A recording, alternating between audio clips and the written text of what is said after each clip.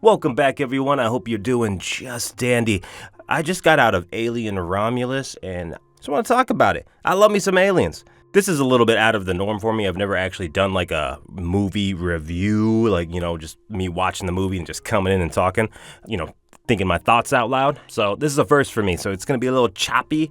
All of this is off the dome here, so, I only saw the movie one time. I might be forgetting some stuff. But yeah, so what I'm going to do here is I'm going to have a spoiler-free review, and then I'm going to do like a spoiler-ish, actually very spoilery, talk and just dive a little bit deeper, and then I want to talk about a little bit of nitpicks, you know what I'm saying? A little bit of nitpicks, just got to do it. But this first half, rest assured, if you have not seen the movie, I will keep it spoiler-free. I will absolutely warn you with this. You see this right here? When you see this, spoiler, that means from that point forward, if you haven't seen the movie, continue watching at your own risk. Anyways, let's dive on into it. Alien Romulus. Dude, I love aliens. Obviously the last one I saw was Alien Covenant, which was like, I did enjoy Prometheus, I'm not gonna lie, I actually did like it. But it's probably Michael Fassbender that really sold that movie for me, I'm not gonna lie. Anytime he's on screen, I'm just like, yeah, this is great, Which I'm hoping that he's gonna continue being Magneto in the MCU, but, we'll see. Anywho, this is for Alien Romulus. So the movie, man, the sound design, let's just start right there. The sound design is amazing. I saw this at the Cinema World on their, I think it's called CWX, and like the screen was great, it's nice and big, and then like the speakers in there. Everything was just hitting on all cylinders for me, it doesn't have too many, in my opinion. I didn't feel like it had too many just like straight up jump scares where they're just playing a really loud noise to get you to jump. I didn't experience that too much. Yes, they are in there, but like I think it's done pretty tastefully. A lot of the horror, or like any time my heart was racing, was literally from the tense, like, dude, the air was just so thick in there. And so like, without spoiling too much here, it's just like going from, okay, obviously we can hear things, we're in a room, we're on the planet, and then cutting out into space, and then just goes dead silent. It just felt so cool in the theater. I don't know how well it's gonna translate if you wait to see this movie at home, but in the theater, I mean, it's a great experience. It reminded me of seeing, as far as sound design is concerned, reminded me of watching Interstellar. That movie, if you haven't seen that in theaters, holy moly, I'm so sorry, because you missed out. That was insane in theaters. But it reminded me of that in some of its shots, not only the scope and scale of what you were seeing, but with that sound design. I just keep saying sound design. I don't know how else to say it. The sound effects, sound design, like whoever was in charge of that was absolutely fantastic. Visually, I thought it was very impressive. There's some shots in here. Not only, I'm a huge one-shot fan. There's a few moments in this movie where they go this, pretty long take on the shot, and I'm like, yeah, they just hold it. And I'm like, yes. The camera will kind of turn and follow the character or follow an item or something, and it doesn't cut. It doesn't cut, and I love that. And it's sprinkled in here in this movie, and it's very beautiful. I love it. You got these giant, wide, epic shots of the planet, and with the rings on it, and the space station or spaceships, and it's like, dude, it just looks really, really good. There was only one moment in the entire movie where I felt the CGI was a little like, which I don't want to, I can't talk about it at this portion because it's spoiler free, but we'll get there. So, I mean, visually great. The cinematographer did a great job. Whoever was behind that camera was in charge of getting those shots. The angles were great. The lighting was great. The colors were great. It was never like too dark where like, I was like, what am I looking at? So I think the lighting was good, color grading, everything. Pretty top notch here. Performances. I think all of the leads actually did a great job. Not a single one of them made me feel that they were out of place, or like, not necessarily out of place, but like outclassed. Everybody was really, really good in their role. Everybody. The only thing is, there was a character, I think, was it Bjorn? He's played by Spike. Hold on, I gotta pull this up now. He's played by Spike Fearn. I'm gonna call him Spike. His character, he has a very heavy accent, and he kind of speaks a little fast, if I remember that correctly. And some of the stuff he was saying, I wasn't quite getting, but it was just a heavy accent. I don't think it was anything with his acting by any means. It was just, I just really could not understand the accent at times, which, not a big deal. Not a big deal. The movie was great. But out of all of them, one guy steals the show, in my opinion, and it is Andy, played by David Johnson. Now, this is my first time seeing him on anything, movies, TV show, anything. Like, this is my first introduction to this actor, and I don't think it's going to be the last time we see him. He did a phenomenal job. I guarantee people are going to be seeing this, wanting more of him, because in my opinion, he stole the show. He's going to take you on a pretty wild ride with his emotions and his range. Like, without spoiling anything, the dude can act. I thought he was fantastic. In my opinion, the actual character that he plays, I feel would be hard to do. I'm not an actor, but I feel like that type of character would be difficult to play. And mind you, I did not watch the trailers for this movie, so I don't know if who these characters are is portrayed in the trailers. I tend to avoid trailers because I think they put too much into them. They spoil the movie for me. So I was just like, Alien Romulus, they're trying to take it back to the roots. I'm in. Let's do it. I want to watch it. And with that, I think it paid off. Story's pretty, kind of by the numbers. I mean, there's nothing. It's not like a crazy story itself going on here. It's a group of people trying to get out of a situation, and there's aliens blocking their path. You know what I'm saying? It's really not nothing too crazy going on. I mean, it felt like old Aliens to me, like classic Aliens. It gave me Alien 1 vibes. So I believe they did their job, and they did it very well, actually. As far as like taking it back to the roots, or maybe not necessarily the roots, but like just breathing new life into the franchise. Does this movie accomplish that like Prey did? Absolutely. Is it as good as Prey? I wouldn't say so. I think Prey is definitely the superior film. I really loved Prey. I just love me some Predator too. But regardless, Alien Romulus is fantastic, and if I'm not mistaken, I saw some sort of interview where the directors of Prey and Romulus are thinking about making a movie together, like an Alien versus Predator. I don't really have any sources on that. I'm not gonna lie. I was just kind of flipping through Facebook and I saw somebody post that. So I don't know. I haven't dived into it. But that would be a fantastic film if that actually got made, because I think both of these directors, the director for Prey and for Alien Romulus, them two coming together and taking their time to bring their flavor and their know-how to this franchise, to both these franchises, bringing them together, that would be great. Because I'm sorry, the original Alien versus Predator movie that came out in what year is this? I don't even remember. I'll put it in here. But my goodness, wasn't that thing PG-13? Ugh. Like, dude, oh my gosh, I went into the movie theater. Like, if I was making videos back then, oh man, I would have laid into that movie at that point. Holy moly, that I just didn't like it. So anyway, but that's not what this is about. What I'm saying is Alien versus Predator deserves a better movie than what we got. And I think the directors for these two movies, Prey and Alien Romulus, I believe that they can deliver, and I really hope that's in the cards for us. So I think we'd be in for a treat. So, I mean, at the end of the day, like I said, this is my first time doing like an open talk interview like this. This is all off the top of my dome here. So kind of losing myself a little bit. I don't really know what else to talk about. I thought it was great. If you're just looking for a nice entertaining night, get a little fright on, you can bring your date and, get a little snuggled up and, you know what I'm saying? Like, get a little scared and get a little cuddle time.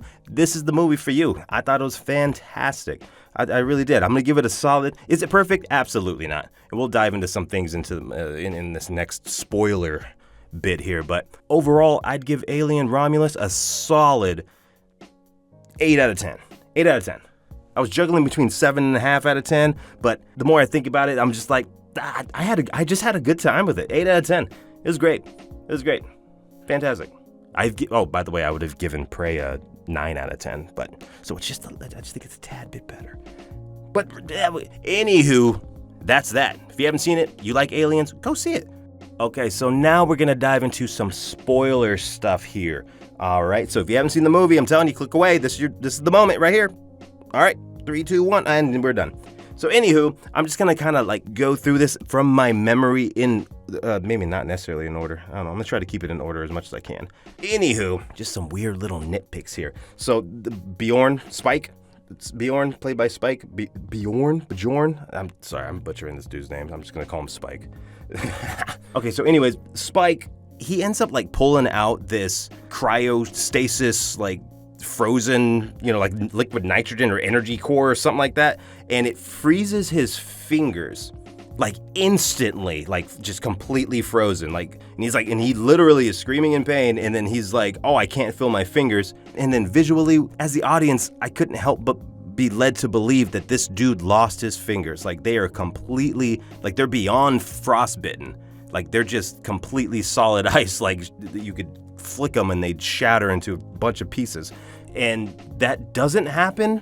Correct me if I'm wrong. I didn't see that happen. I didn't see them like give him any sort of like medical aid or anything. I cannot remember if his fingers are missing later, or if he's actually using his hand. I just thought it was really bizarre that I cannot remember him freezing his fingers off, but then like they don't make it a big deal. I kind of feel like that's something that if you're gonna make this character lose his fingers, like you should probably add on that a little bit, or like give him some first aid or something. I don't know. It just kind of happens and then we just forget about it. After that, we have Rook. We have good old Rook here, and if I'm not mistaken, I didn't look up the credits. That is the same actor that played Bilbo Baggins, is it not? Is that my boy, the preacher from The Fifth Element? Is that him? I believe it is, because I was like, he looks pretty CGI, and I know that he passed away. So I was like, okay, that looks like Bilbo. So anywho, he ends up talking to the characters, and Navarro is getting like, she's all face hugged up. The face hugger got her, and so they're trying to get it off, and Rook's like, no, don't do that. It'll kill her or whatever. And they're like, what's it doing? It's like, oh, it's planting a seed. And he's explaining to them kind of cryptically, but I mean, he's saying it definitely well enough where I'm like, if I heard it coming out of him, I'd be like, oh, we gotta go. Like, it's time to leave now, because I don't want to deal with that.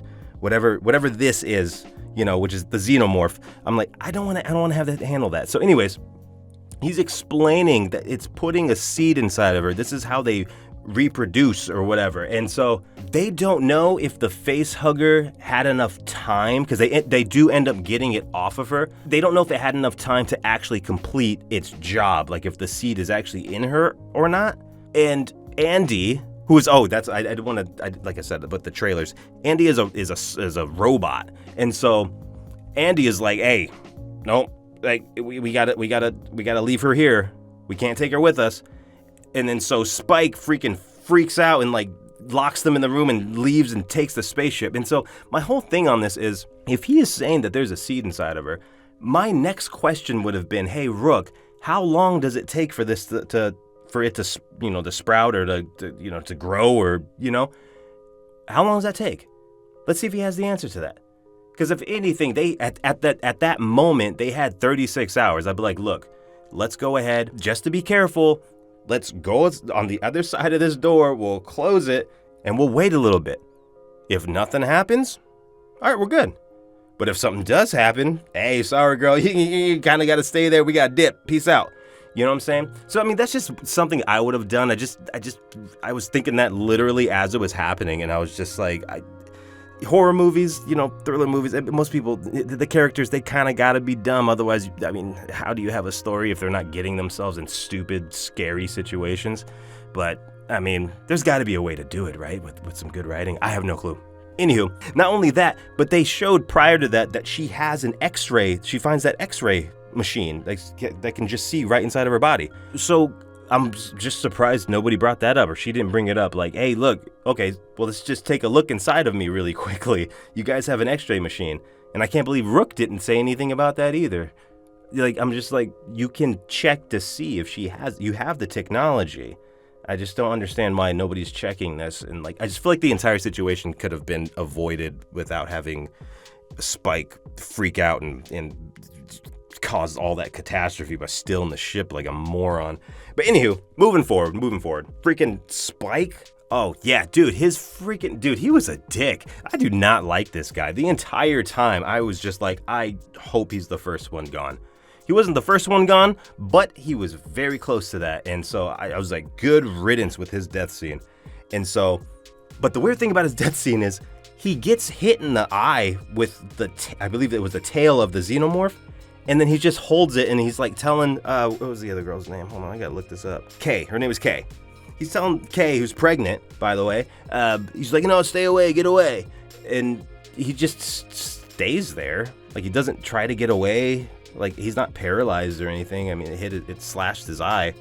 He could have tried running, which he doesn't do. And then, like, the acid starts dripping on him. And it's not like a full bucket full of acid. It was like a drop. And then obviously it's going through his arm and he's like not making any sound. Like, he's not screaming in pain. I feel like that would hurt. There's no pain. He just like falls. He just falls down and just accepts it and just lets it all hit him. Like, he's just like, oh no, this is it. Oh, my fingers are melted. Oh, it's like, where's the screaming? Where's him trying to run? You know what I mean? Like, he got hit with acid and his first reaction isn't to just run. He just accepts it and he just falls and dies. I thought it was just super weird. That was super bizarre. Like, he wasn't stuck. Anyways, I found that really weird. Speaking about Kay, who I said she was pregnant. Since they said that she was pregnant, instantly in my head, I was just like, oh, she's definitely going to survive this movie. She's going to live because we're not going to be killing off no pregnant ladies up in here. Boy, was I wrong. Man, she had probably like the worst death. To be honest, oh my gosh, it looked absolutely painful and just gross and it was like, it made my stomach turn a little bit seeing that.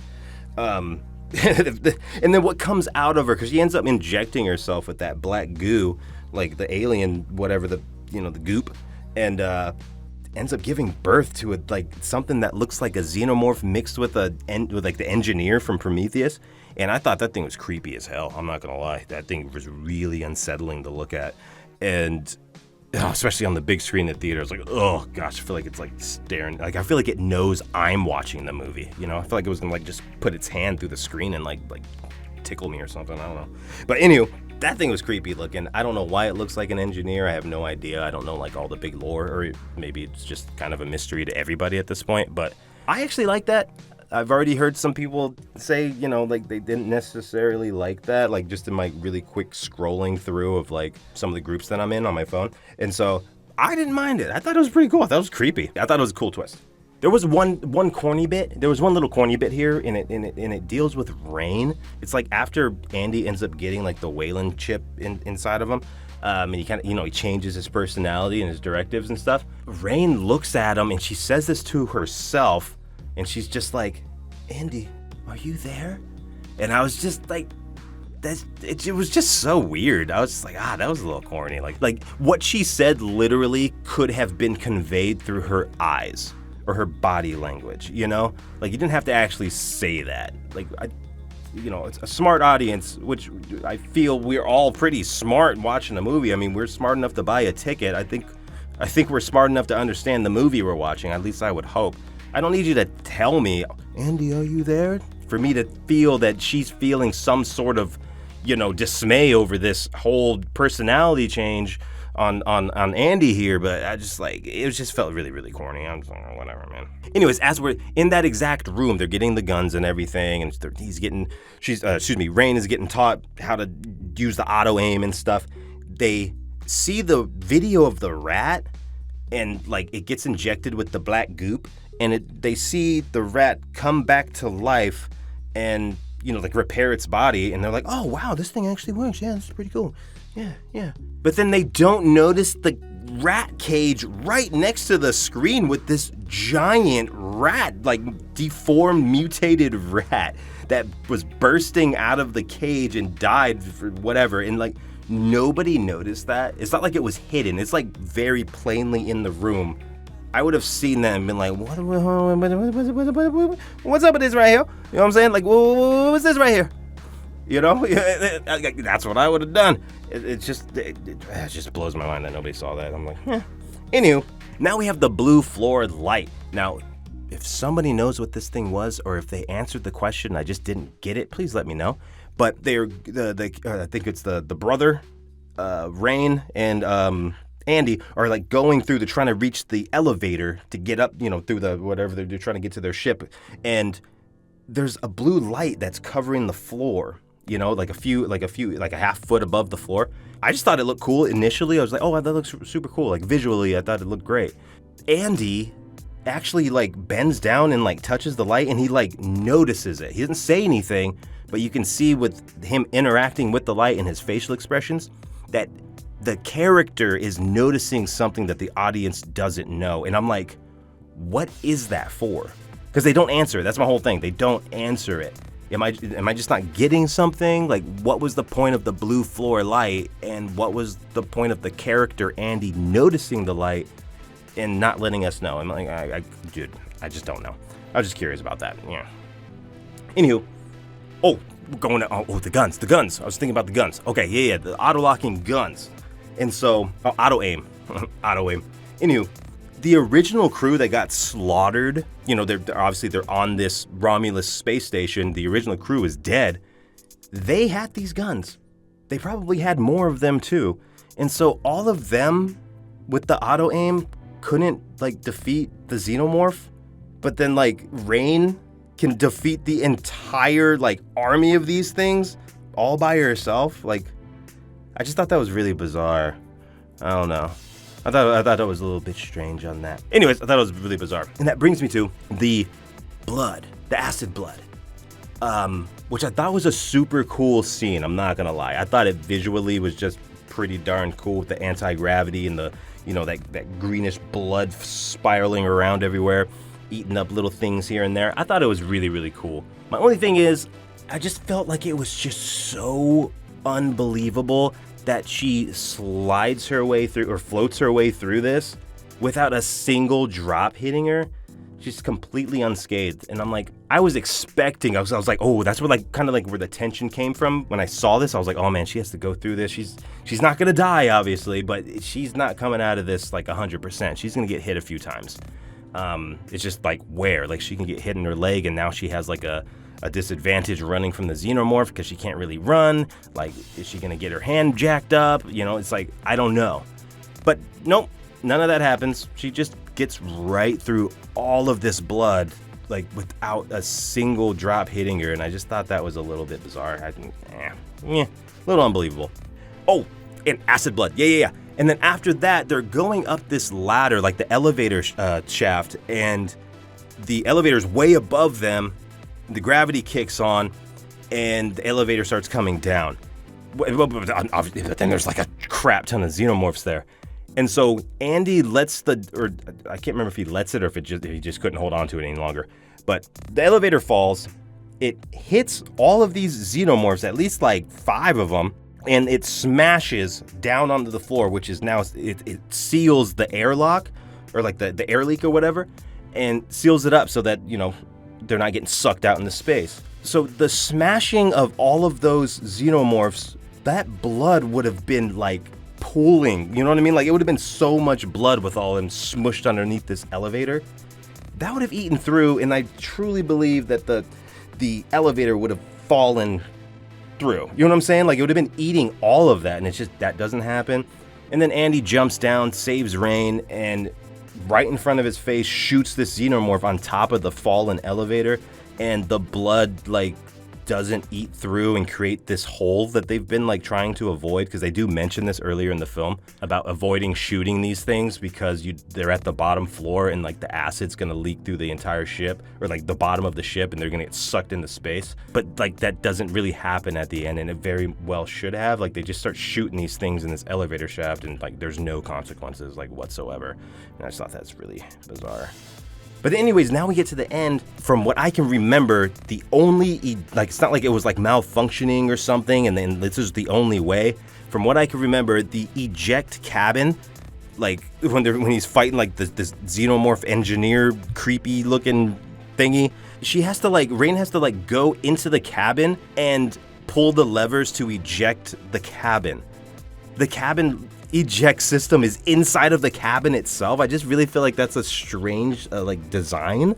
Like whoever designed the ship really kind of jacked up, kind of screwed up there. It just doesn't really make any sense. Like having it in the cabin is totally fine, but like only having it in the cabin, like how come she couldn't just do that from like the cockpit, or you know what I mean? Like, or just right above the cabin before entering, like there should be a latch there or something. I don't know. It just doesn't, I don't know. I just thought that was really, really bizarre. Which brings me to the moment after she does that. This is the only time in the entire movie where I felt like the graphics, the CGI was kind of like, like it was very noticeable that this was CGI. Is when she ejects the cabin and she's on the rope and she's like pulling herself up back to the ship. It's a really nice, beautiful, like one shot. I thought it looked really, really cool, but it's just very noticeable that the character Rain is CGI. Like that wasn't like somebody like on a green screen or something. I think the entire thing was completely CGI, and it's very noticeable. Also, I did think that the CGI on Rook was a little wonky too, but I mean, what can you do? The actor did pass away. So, but that's just my little nitpicks, man. I just wanted to talk about that, spoiler-ish. That was off the top of my dome, like I said. That might be all over the place. I enjoyed the movie, though. I thought it was great. I really did think it was great. I don't think any of this stuff that I said, it wasn't movie-breaking for me. Maybe it will be for you. But anywho, let me know what you thought about Alien Romulus if you've seen it. And, oh yeah, I am going to have another video here soon. It's coming very, very soon. I will be talking about Hook, the beloved classic with Robin Williams. I'm super excited to get that out to you. And in that video itself, when I upload it, it will be explaining why it took me so long to make more videos for you. I do have a reason, I promise. I'm not lazy, okay? I got you. It's going to be great. Should be coming here in the next few days, okay, guys? So thank you so much for listening and watching. If you liked what you heard, please like and subscribe. Y'all have a wonderful day. Peace out.